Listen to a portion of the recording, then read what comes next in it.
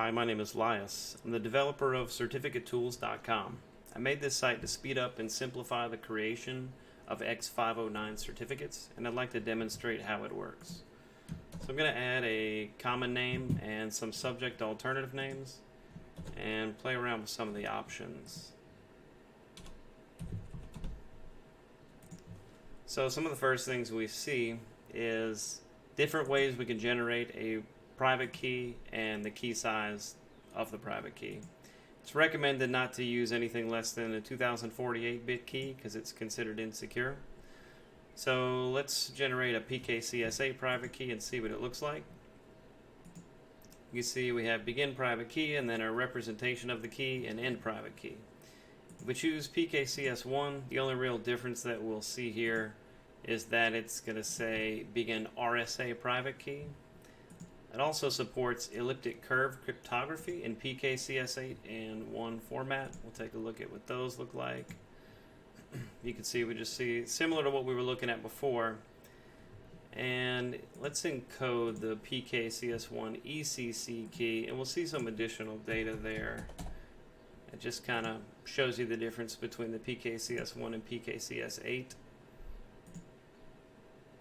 And we can see that PKCS1 has this header that describes the type of key. In PKCS8, it's all just sort of encoded into the private key. So in this top area here, we have all of the subject attributes of the certificate. And if you drop down this little box, these values can either be single values or multi-values. And you can change which ones show up here and whether or not they're single or multi-value by selecting the options here. Next we have key usage. By default, the options selected in key usage and extended key usage are the ones that you would use for just a normal web certificate. If you want to change that, you can either change them manually or come up here to this list of templates and it'll automatically select the appropriate key usage and extended key usage based on the template that you choose. Just leave it as web server for now. Basic constraints are options that you'll want to consider if you're creating a certificate authority. The CSR options are options that you'll choose based on your certificate signing request and whether or not you want to self-sign or even sign the certificate by a previous certificate that you've generated. For the hashing algorithm, you don't want to choose anything. You don't want to choose MD5 or SHA-1. They're considered insecure, and you want to choose something from the SHA-2 algorithms, which includes the 224, 256, 384, 512. And if we say submit with these options, we have our certificate signing requests here, and this is what we would submit to a certificate authority to have them sign that and send us back a certificate. But we also have the option to say self-sign.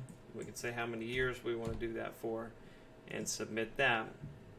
And then we actually have a self-signed certificate. We can download the private key. We can copy paste it here, download it from here. We can even do a PKCS12 certificate, which includes the key, and you'll put in whatever password you want it to have when you download it. And this works with Windows to import it into the certificate store. And this is the kind of dialogue that you would get to import it. So just for fun, let's recreate Google's entire certificate chain. There's a neat option right here. It says use existing certificate as a template. And if we type in there google.com and submit it, we'll see all the certificates in their certificate chain, and we'll select the certificate authority first. If we submit that, it automatically enters this common name in here. It's going to select the key usages that it currently has for the certificate, as well as extended key usage and basic constraint attributes. And we want to self-sign this. Let's just make that 10 years.